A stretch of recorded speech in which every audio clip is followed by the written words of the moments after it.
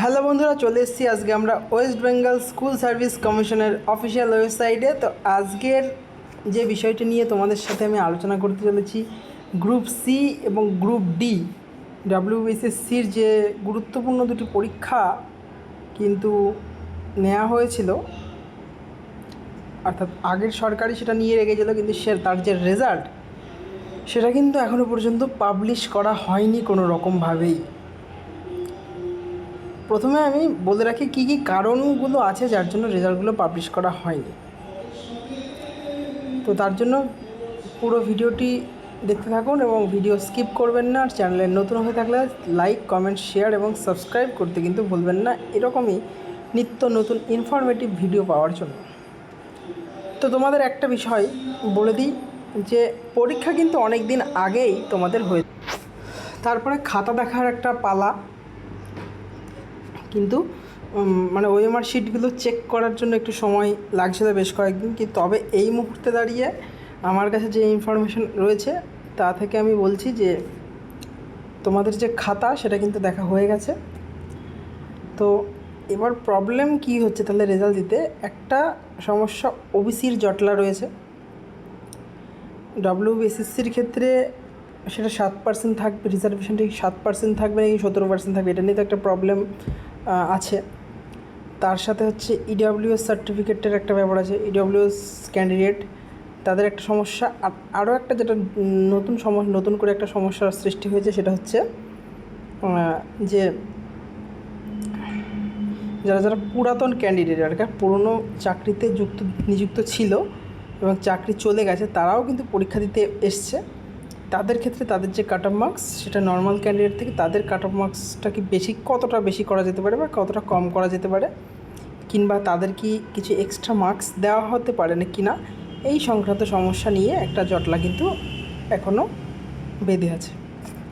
ঠিক আছে, তো এই কারণগুলো এবার বললাম। এবার আমি তোমাদের হয়ে ডব্লিউবিএসএসসি স্কুল সার্ভিস কমিশনের কাছে যে আবেদনগুলো রাখছি এই ভিডিওর মাধ্যমে, সেগুলো হলো যে কমিশনকে বলা হচ্ছে ডব্লিউবিএসএসসি যে রেজাল্ট কিন্তু খুব শীঘ্রই পাবলিশ করতে হবে, নয়তো বহু ক্যান্ডিডেট রয়েছে, মানে এমনকি আমি বলে দিচ্ছি যে অন্যান্য যে সমস্ত পরীক্ষা আমাদের পিএসসি ক্লার্কশিপ বলো, ডব্লিউবিসিএস বলো, বা ওয়েস্ট বেঙ্গলের যে পুলিশ রিক্রুটমেন্টের বলো, সেখানে কিন্তু এত ফর্ম ফিল আপ হয় না। ঠিক আছে, এখানে যা ফর্ম ফিল আপ হয়েছে একেবারে পুরো সবাই, মানে প্রচুর, প্রতি ঘরে ঘরে ফর্ম ফিল আপ হয়েছে গ্রুপ সিডি। ঠিক আছে, সবাই আশা করে বসে আছে যে এই চাকরিটা করবে, কিন্তু আজও এখনও পর্যন্ত প্রায় 3-4 মাস হতে চললো নতুন সরকার এসছে থেকে, তবুও কিন্তু কোনো রকম কোনো পদক্ষেপ আমরা দেখতে পাচ্ছি না এগিয়েছে। শুধুমাত্র এই গ্রুপ সিটির আশাতেই বহুত ক্যান্ডিডেট বসে আছে, তাদের মুখের দিকে তাকিয়ে এই রেজাল্টটা পাবলিশ করে দেওয়া উচিত। যত কেস আছে, কী আছে না আছে, সেগুলো যদি কোনো সমস্যা থাকে সেগুলো মিটিয়ে নিন, রাতারাতি মিটিয়ে যত সম্ভব খুব শীঘ্রই রেজাল্টটা পাবলিশ করে দিন। কারণ বহু স্টুডেন্ট আছে যারা গ্রুপ সিডির আশাতেই বসছিল। ঠিক আছে, আর বিশেষ করে যাদের চাকরি চলে গেছে তাদের অবস্থা তো একেবারে বেহাল। গ্রুপ সির মাইনে বেতন সম্ভবত 18,000, আর গ্রুপ ডির হচ্ছে 22,000 মতো। তো এই সামান্য বেতনের জন্যও কিন্তু লড়াইটা তারা চালিয়ে যাচ্ছে। তো তোমাদের যারা ক্যান্ডিডেট আছে, তোমাদের কাছে একটাই আবেদন যে যদি তোমাদের রেজাল্ট চাই তাহলে কিন্তু তোমাদের মেল ক্যাম্পেনিং করতে হবে। তো তোমরা যদি মিনিমাম 1000 জনের বেশি, মিনিমাম 1000 জনই বললাম, 1000 জন যদি কমেন্ট বক্সে এটা লিখে জানাও যে আমাদের মেল ক্যাম্পেনিং করো দাদা, শুরু করো, তাহলে একটা ডেট দেওয়া হবে, সেই ডেটে জিমেল আইডি দেওয়া হবে এবং তোমাদের কি লিখতে হবে, ডব্লিউবিএসএসসির যে কমিশনার সেখানকে কী লিখতে হবে, কোন জিমেলে পাঠাতে হবে, সব দিয়ে দেবো আমি। ঠিক আছে, তো তোমরা যদি চাও তবেই একমাত্র আমি এটা করবো। কারণ